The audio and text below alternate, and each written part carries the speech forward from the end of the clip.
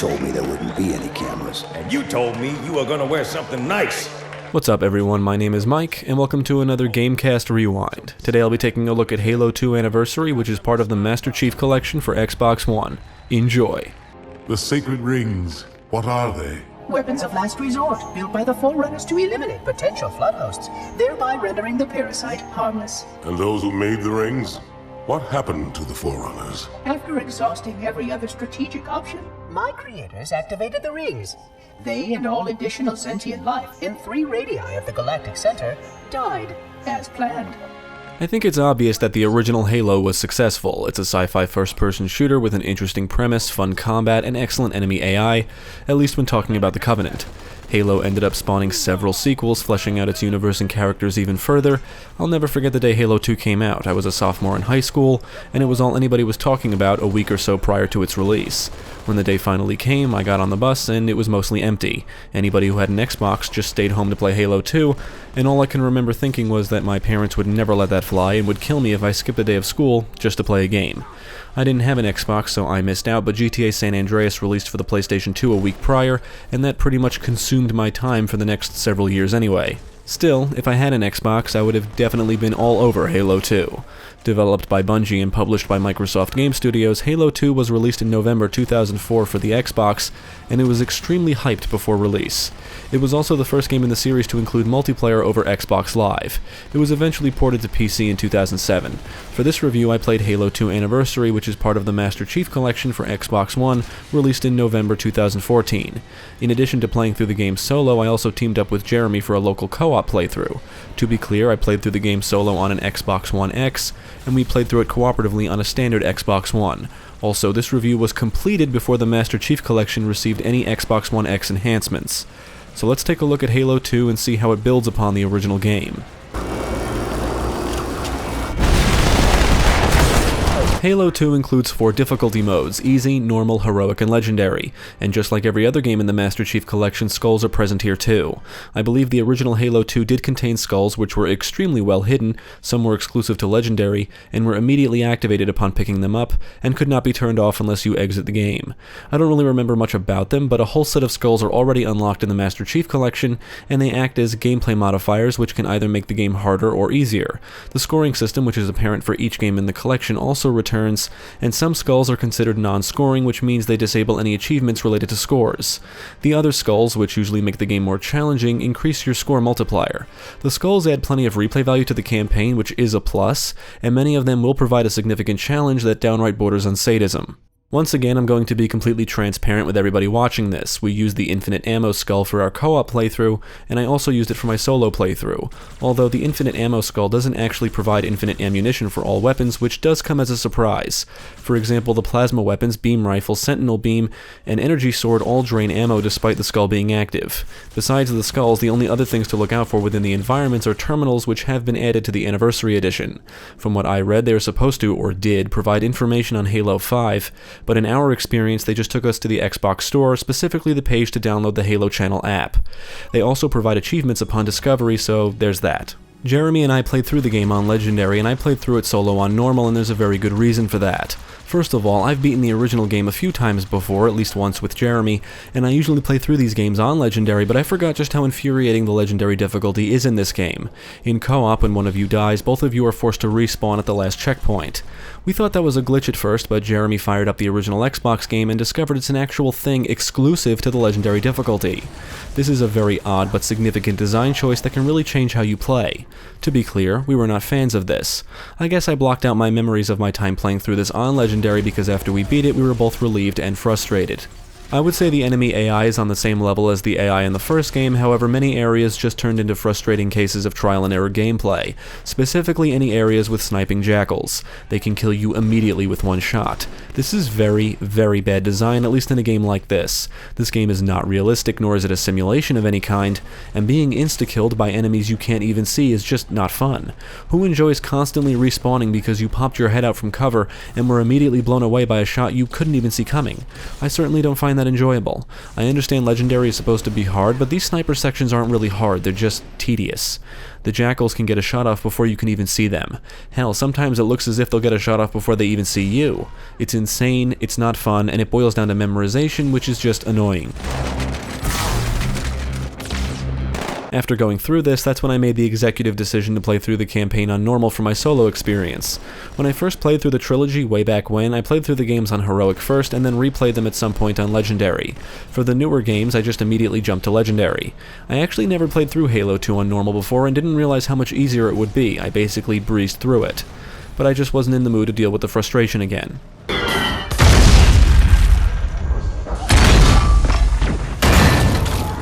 Possibly make any more noise?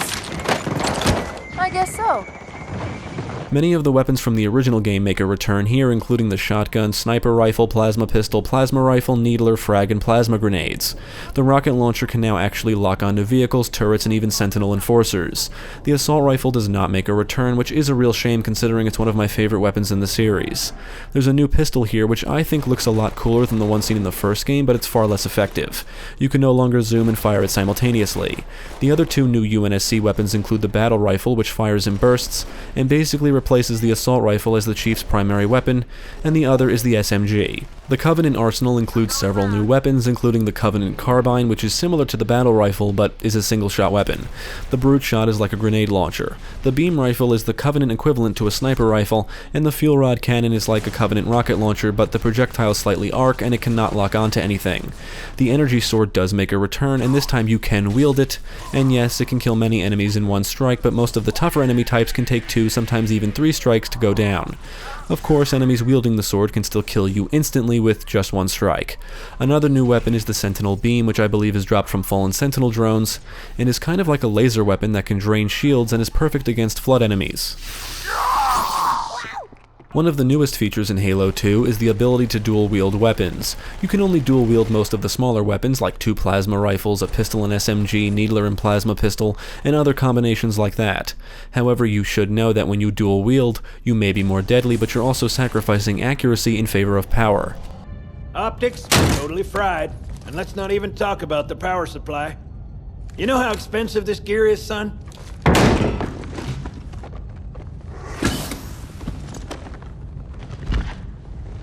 Tell that to the Covenant. Master Chief and Arbiter play almost exactly the same. This time around there is no health, but both characters have an energy shield that drains when they take damage. If it drains completely and they get attacked, they die. Basically, the energy shield is your health. I prefer this to the shield and health bar combination in the previous game, and it removes the need to seek out medkits. As soon as you're given control of the Chief, you learn that his previous armor was basically destroyed during the events of the first game, so it was replaced with the Mark 6 suit. Both characters can walk, run, crouch, jump, man turrets, dual-wield weapons, and have access to a motion tracker which is visible on the HUD that allows them to see nearby enemies and allies. The only significant difference between the two characters is that Master Chief can toggle on and off a flashlight at any time during gameplay, and the Arbiter can activate active camouflage, which means he can turn invisible for a brief time, which is great for sneaking up on enemies. Based on the dialogue heard during gameplay, the Arbiter's armor is older than the current Elite armor, which is the explanation for why he can't remain invisible indefinitely. Now, there are no equipment pickups in the campaign. Some enemies do utilize active camouflage, and I believe the original multiplayer included the overshield and active camouflage pickups. This time around, vehicles in the game can be hijacked, even sabotaged. For example, you can kick an enemy out of a Ghost to take it over, or hop on the back of a Wraith and plant grenades inside it to blow it up. It can make for some interesting scenarios because you don't necessarily have to run away if an enemy vehicle is coming straight at you. However, they can still run you down if you're not careful. Classic vehicles like the Warthog, Ghost, Banshee, Tank, and Wraith all make a return, and some of them include new additions. Warthogs can now power slide, and some of them come with what looks like a rear-mounted Gauss cannon instead of a turret. Banshees can now strafe, do tricks, which means flip and perform barrel rolls, and they can even boost for more speed.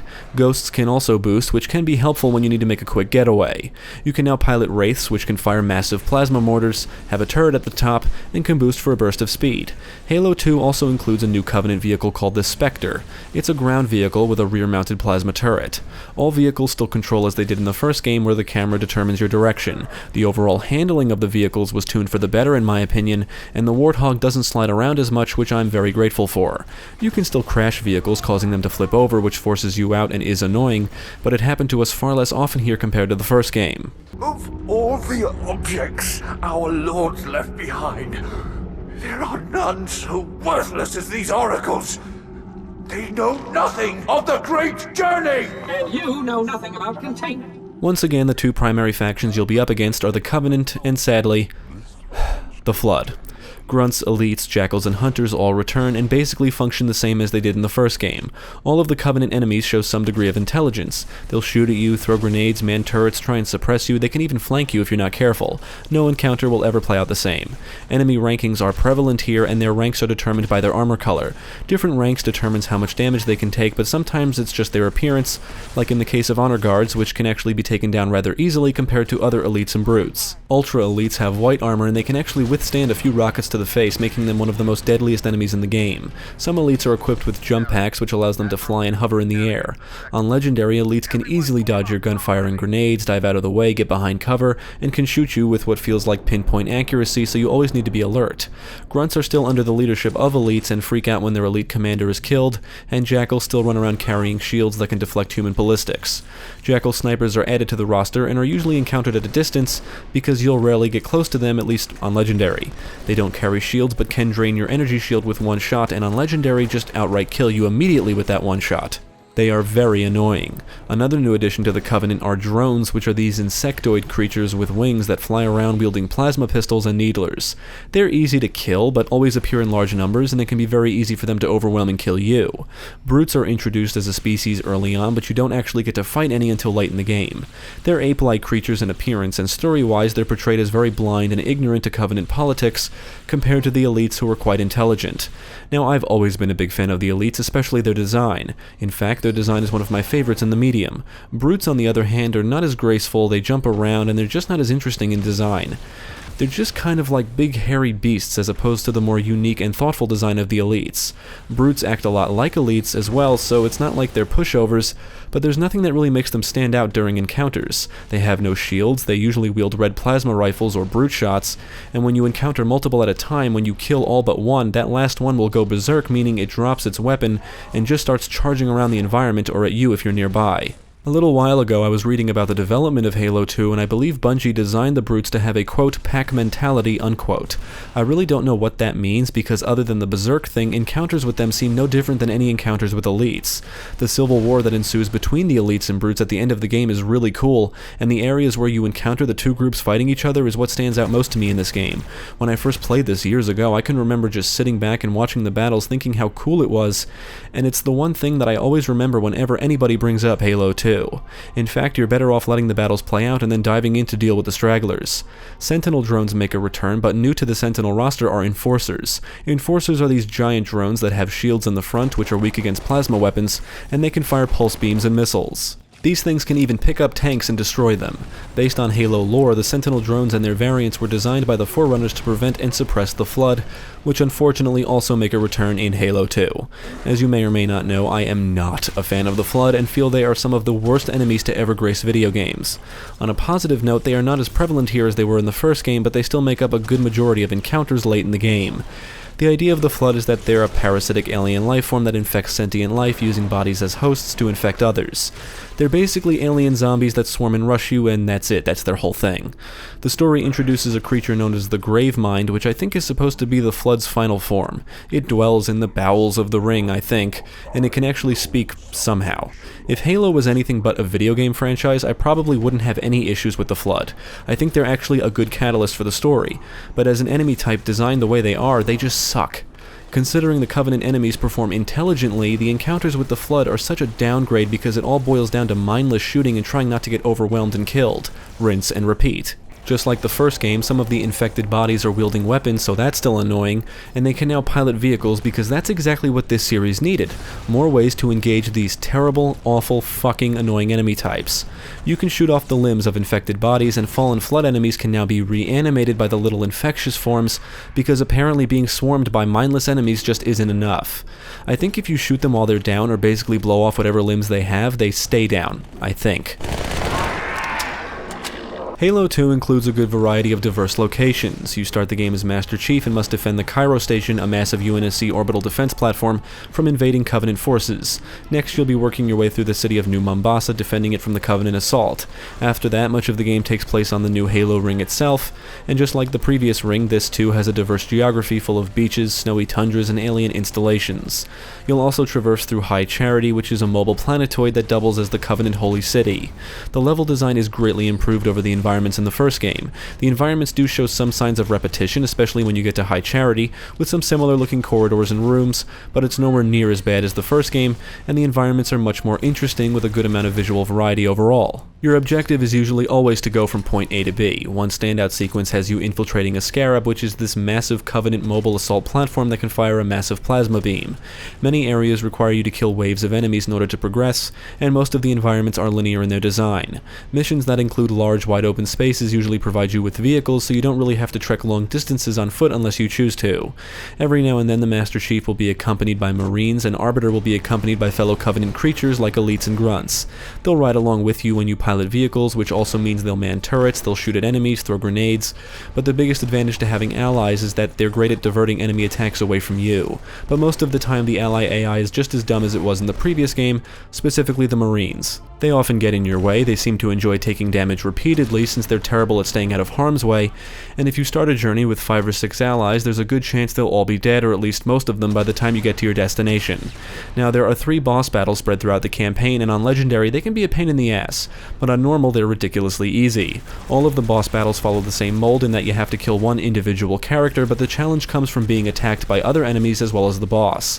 For example, when you have to kill the Prophet of Regret, for some reason he's immune to your weapons, so you have to jump on his throne and punch him repeatedly, or at least as many times as you can before he teleports away, rinse and repeat. But you also have to deal with honor guards wielding energy swords and grunts. Some areas allow you to be stealthy by sneaking up on sleeping enemies or enemies from behind and performing melee attacks to kill them quietly. The Arbiter missions include more of these scenarios, and the obvious benefit of Arbiter is active camouflage. However, there's no real reason to be stealthy besides trying to save ammo or raise the odds of an encounter in your favor. Cortana, what exactly am I looking at? That is another Halo. Say what? Halo 2's story takes place after both the first game and the novel Halo First Strike, which I've never read. As opposed to the previous game, you get to play as 2 characters here, and you also get to see the inner workings of the Covenant, the primary enemy faction of the original trilogy. The story opens with Master Chief and Sergeant Johnson being commended for their actions on Halo. Shortly afterward, the Covenant attacks the UNSC fleet and begins to invade Earth. They assault the city of New Mombasa, Kenya, and Master Chief is sent in to kill one of the Covenant leaders, the High Prophet of Regret, spearheading the assault. Sooner or later, the UNSC discover another Halo ring, realize the danger it represents, and set out to stop the Covenant from activating it. The other side of the story follows an elite stripped of his rank for his failure to safeguard the Halo ring in the first game. He's branded as a heretic, but the 3 High Prophets grant him the honored position of Arbiter. Evidently, Arbiters are usually sent on suicide missions that both bring the Covenant closer to the Great Journey and restore their honor among society. What the Prophets don't tell the Covenant society is that the Great Journey involves activating the Halo rings, which wipes out all sentient life in the galaxy. As explained in the first game, the rings were designed by the Forerunners as weapons to combat the Flood. The Arbiter is first sent on a mission to kill a rogue elite heretic who disbanded from the Covenant. After that, he's sent to find Halo's index.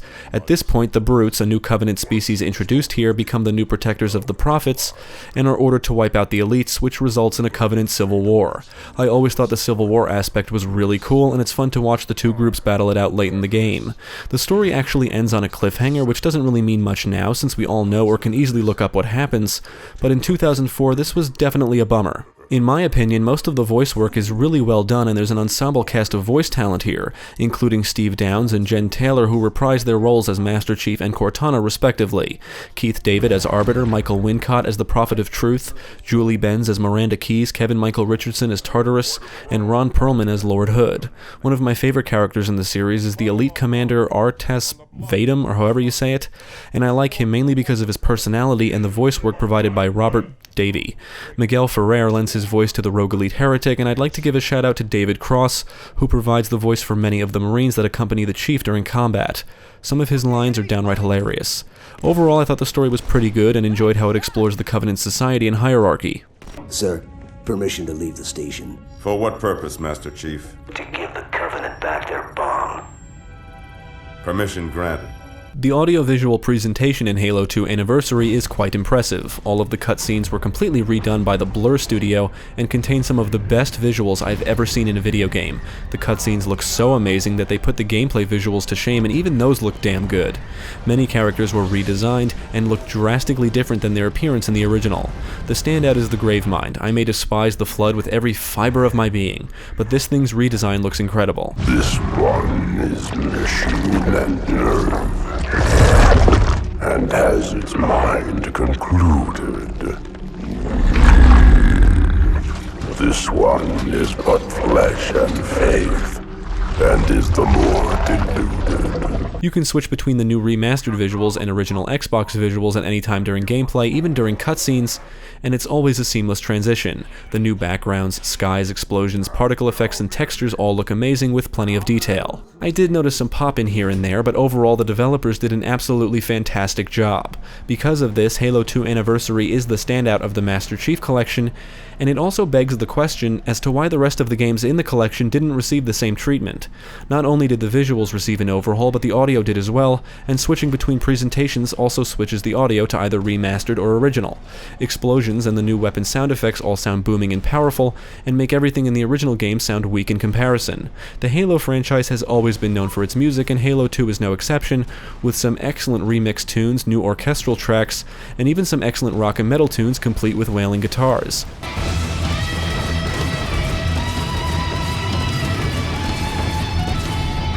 It's awesome. On the technical side, we noticed frame rate stuttering during some cutscenes. It dipped heavily in some areas during our co-op playthrough, but my solo playthrough was a very solid and smooth experience, and I didn't notice any significant bugs or glitches.